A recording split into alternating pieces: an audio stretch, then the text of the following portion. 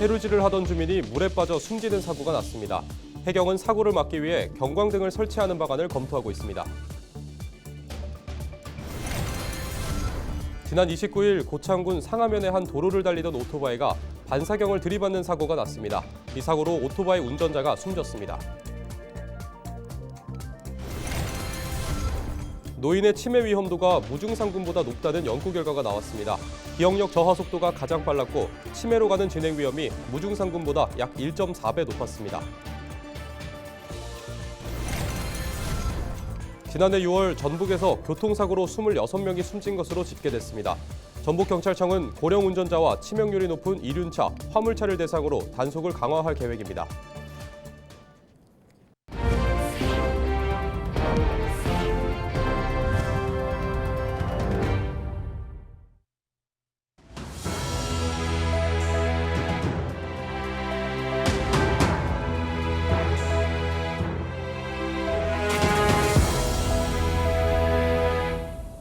시청자 여러분 안녕하십니까? 헬로티비 뉴스입니다. 갯벌이나 얕은 바다에서 맨손으로 조개 등을 잡는 행위를 해루질이라고 하는데요. 매년 해루질로 인한 사고가 끊이지 않고 있습니다. 지난 29일 부안에서도 해루질을 하던 주민이 물에 빠져 숨지는 사고가 났는데요. 구명조끼도 입지 않은 채 밤바다에 들어가 해루질을 하다 목숨까지 잃은 것으로 드러났습니다. 이나라 기자입니다. 지난 29일 자정에 가까운 11시 40분 부안군 변산면의 한 해변에서 사람이 물에 빠져 떠내려간다는 신고가 소방서에 접수됐습니다. 해루질하던 동네 여성 2명이 물에 빠진 것을 근처에 있던 시민 2명이 발견하고 신고한 겁니다. 시민들은 여성들을 구조해 저기 뒤로 보이는 갯바위로 옮겼습니다. 여성 중 1명은 심정지 상태였습니다. 부안해양경찰과 소방대원 등은 갯바위에 고립된 이들을 육지로 이송하고 저체온 증상을 보이는 여성을 병원으로 옮겼습니다. 심정지 상태이던 60대 여성은 끝내 목숨을 잃었습니다. 최근 3년간 부안 고창해역에서 해루질하다 고립되는 등의 사고는 매년 발생했고 2명이 숨졌습니다. 문제는 사람들 대다수가 바닷속에 들어가 해루질할 때 구명조끼를 입지 않는다는 겁니다. 낚싯배 등을 탈 때는 구명조끼를 의무적으로 착용해야 하지만 해루질에 대해서는 법적 장치가 없는 상황. 해경은 이번 사고 당시 바닷물의 높이는 허리 정도였지만 피해자가 바위 사이같이 깊은 곳에 빠진 것으로 보고 있습니다. 또 피해자가 구명조끼를 입지 않아 더욱 당황했을 것으로 예측했습니다. 구명조끼를 반드시 착용해 주시고 항상 야간에는 2인 이상 동행은 필수입니다. 여기는 안반지대 밑에가 미끄러워서 만약에 빠지거나 옆에서 한 분이 사고가 났을 경우에는 바로 소리를 지르시거나 신고를 할 수 있습니다. 특히 밤에 하는 해루질은 주변이 잘 보이지 않아 바다의 불빛을 육지로 착각하고 물에 더 깊이 들어가기도 해 위험합니다.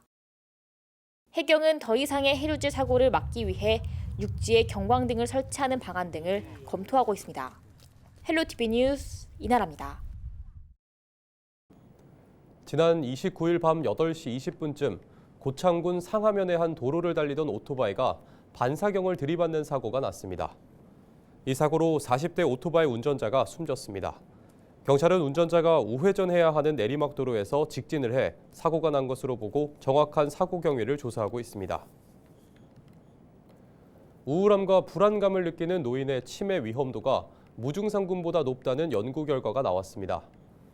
전북대학교병원 정신건강의학과 박종일 교수 연구팀은 미국 컬럼비아 대학교 노인정신의학 연구진과 함께 1,472명의 경도 인지장애와 경증 알츠하이머 치매 환자를 5년간 추적 관찰했다고 밝혔습니다. 분석 결과 우울, 불안, 무감동 등을 가진 무감동 정서 증상군이 전체 환자의 40%를 차지했습니다. 특히 이 집단은 기억력 저하 속도가 가장 빨랐고 경도 인지장애에서 치매로 가는 진행 위험이 무증상군보다 약 1.4배 높았습니다. 지난해 6월 전북에서 교통사고로 26명이 숨진 것으로 집계돼 전북경찰이 집중관리에 나섭니다. 전북경찰청은 지난해 6월이 최근 5년 동안 한 달간 교통사고로 숨진 사람이 가장 많은 달로 집계됐다며 올해는 고위험 유형 교통사고에 대해 선제적인 대책을 추진한다고 전했습니다.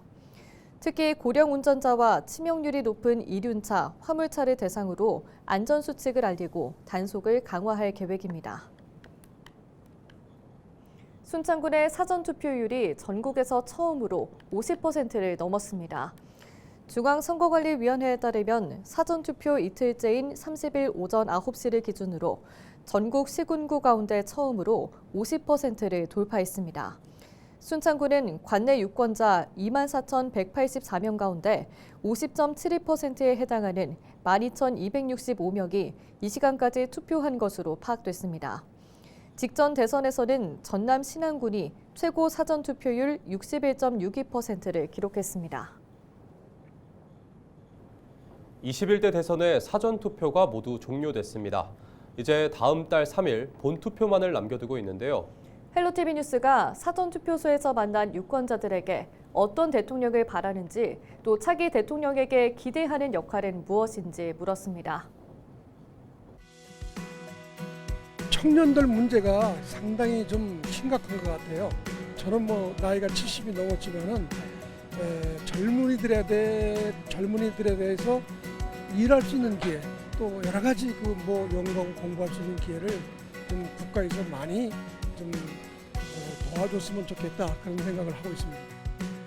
저는 최대한 국민만 좀 제대로 생각하는 대통령이 됐으면 좋겠다고 생각합니다. 왜냐하면 이게 아무래도 복지가 이제 국민들을 위해서 좀 돼야 아무래도 나라를 번영하기에도 되게 좋고, 많은 사람의 의견을 받아야 또 제대로 된 나라가 되니까 최대한 국민들을 위한 대통령이 나왔으면 좋겠다고 생각합니다. 국민 화합과 경제를 발전시키고 민주주의를 더 발전시킬 수 있는 대통령이 되었으면 좋겠습니다. 분열이 돼서 그게 제일 가슴 아파요. 그러니까 전보다 더 분열이 된 것 같아요. 항상 기도하는 마음으로 투표했습니다. 제가 자영업을 하고 있는데요. 너무 힘들었어요. 지금 한 반년 정도. 그래서 그 내수 경제부터 빨리 일으켜가지고 좀 해결 좀 해줬으면 좋겠어요. 저희는 몸소 매일 체험을 하고 있거든요. 그래서 진짜 힘들어요. 내수 경기 활성화랑 물가 안정이 빨리 됐으면 좋겠어요. 민주당하고 국민의힘하고 서로가 싸우지 말. 그런 것 좀 우리 국민들이 안 보게끔 좀 해줬으면 좋겠어요.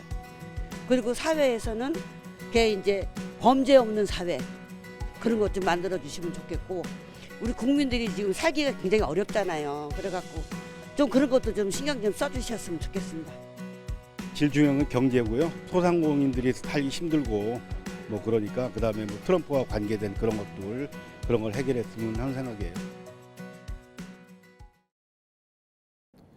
6월 3일 치러지는 제21대 대통령 선거를 앞두고 정성주 김제시장이 시민들에게 투표 참여를 독려했습니다. 정 시장은 30일 전통시장을 찾아 유권자들을 직접 만나 투표의 중요성을 강조하며 참여를 당부했습니다. 이번 캠페인은 이학수 정읍시장이 지목하면서 시작됐고, 정 시장은 다음 주자로 전춘성 진안군수를 지목했습니다. 경마공원 유치 상생 사업을 함께 추진 중인 순창군과 담양군이 고향사랑 기부도 함께하기로 했습니다. 30일 최영일 순창군수와 정철원 담양군수는 양 지자체를 대표해 서로에게 고향사랑 기부금을 기탁했습니다. 최영일 군수는 담양군청을 방문해 고향사랑 기부금을 전달했고, 정철원 담양군수도 화답 차원에서 순창군의 고향사랑 기부금을 기탁했습니다. 양 지역은 농촌용수 이용체계 개편 사업과 경마공원 유치 등 다양한 공동 현안을 중심으로 협력 체계를 구축하고 있습니다. 김제시가 자전거 자유여행을 활성화하기 위해 새로운 경로를 만들고 있습니다. 김제 시내에서 벽골제까지, 그리고 벽골제에서 신포항까지 이어지는 길로 코로나19 이후 관광객들의 수요에 맞춰 자전거 여행 경로를 개발하고 있습니다. 이 경로를 통해 방문객들이 지역의 역사와 문화, 생태 자원을 직접 체험할 수 있도록 할 계획입니다. 김제시 관계자의 인터뷰 직접 들어보시죠. 이 길은 2025년 문체부 자전거 여행 지원 사업으로 선정된 길인데요. 이 길은 지평선 황금 들녘과 자연 생태 환경이 우수한 길로서 김제에 오시는 방문객들이 여유로움을 즐기셨으면 좋겠습니다. 김제시는 지난 28일 현장 실사를 진행하며 사업 구간을 점검했고 다음 달 추가 실사를 계획하고 있습니다. 남원시가 시민 정신건강을 위해 심리지원 서비스인 마을 안심버스 운영을 확대합니다. 기존에는 마을 안심버스가 금지면 등 남원 7개 지역을 찾아가 스트레스 지수 측정과 상담 서비스를 제공했지만 올해부터는 대상 지역이 2곳 더 늘어 총 9곳을 방문할 예정입니다. 마을 안심버스는 지난해 스스로 목숨을 끊은 사람이 많았던 지역을 중심으로 총 1,300여 명에게 서비스를 제공할 계획입니다. 다양한 서비스를 제공해서 앞으로도 시민의 정신건강 증진을 위해 최선을 다하겠습니다. 농협은행 전북본부가 부안지역 갯벌 생태계 보전 프로젝트에 1,000만 원을 기탁했습니다. 부안군은 농협 전북본부 임직원 100명이 모은 1,000만 원이 월드비전에 전달됐다며 기부금은 갯벌을 지키고 지역사회 발전을 위해 쓸 예정이라고 밝혔습니다. 부안군은 월드비전과 함께 사유지인 부안 갯벌을 한 사람당 한 평씩 구매해 난개발을 막는 한평생 프로젝트를 하고 있습니다. 농협은행 전북본부 임직원 모두가 갯벌 한 평의 기적의 힘을 모아 지구를 지키고 지역을 살리는 데 앞장서겠습니다.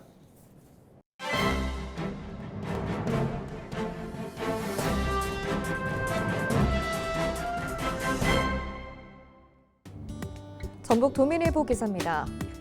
경기 침체가 장기화하면서 대표 내수 관련 업종이 잇따라 폐업에 내몰리면서 휘청거리고 있다고 합니다. 이미 포화 상태에 이른 업종에 은퇴자와 창업자가 대거 몰린 데다 내수 침체가 길어지며 줄 폐업이 이어지고 있다는 분석이 나오는데요. 국세청 국세통계 포털에 따르면 지난 3월 기준 도내 주요 내수 업종이 줄어드는 추세를 보이고 있다고 합니다. 치킨, 피자, 햄버거 등을 판매하는 패스트푸드점은 1,935개로 지난해 같은 달보다 15개가 폐업했다고 하는데요.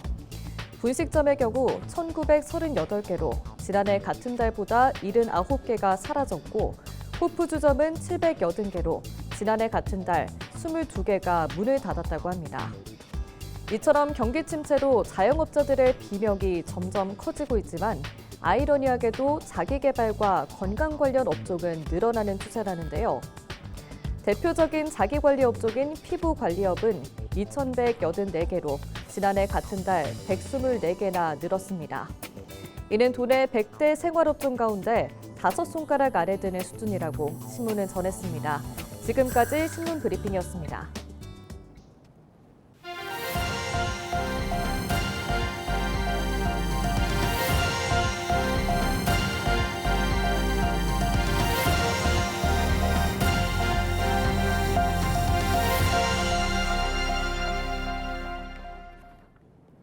임실군이 5,500억 원 규모의 추가 경정 예산안을 편성했습니다. 이번 예산은 본 예산 대비 9.8%가량 증가한 것입니다. 주요 사업별로는 소하천 정비사업 73억 원과 쌍암지구 앞들 개발 사업 38억 원, 세계 명견 테마랜드 조성 사업 12억 원 등입니다. 전북도는 올여름 축산농가의 폭염 피해를 막기 위해 164억 원을 투입해 시설 지원에 나섭니다. 전북특별자치도는 축산농가를 대상으로 폭염 스트레스를 줄여주는 완화제 지원과 가축재해보험 농업인 부담금 등을 지원한다고 밝혔습니다. 도는 이와 함께 축사 정기시설 안전점검을 병행하면서 적정 사육밀도 유지 등 여름철 가축관리 요령을 안내할 계획입니다. 지난해 여름 도내에서는 28만 6천여 마리의 가축 피해가 발생했으며 닭 오리 농가의 피해가 컸습니다. 독립운동가 구파 백정기 의사의 순국 91주기를 기리는 추모식이 다음 달 5일 오전 10시 정읍 백정기 의사 기념관에서 열립니다. 백정기 의사 기념사업회와 정읍시가 공동 주관하는 이번 행사는 백 의사의 숭고한 희생을 기리고 그 정신을 이어가기 위해 마련됐습니다. 백 의사는 정읍에서 어린 시절을 보냈고 이봉창, 윤봉길과 함께 독립의사의 3의사로 불리며 많은 존경을 받고 있습니다. 이상으로 뉴스를 마칩니다. 저희는 언제나 지역민 여러분과 함께합니다. 시청해주신 여러분 고맙습니다.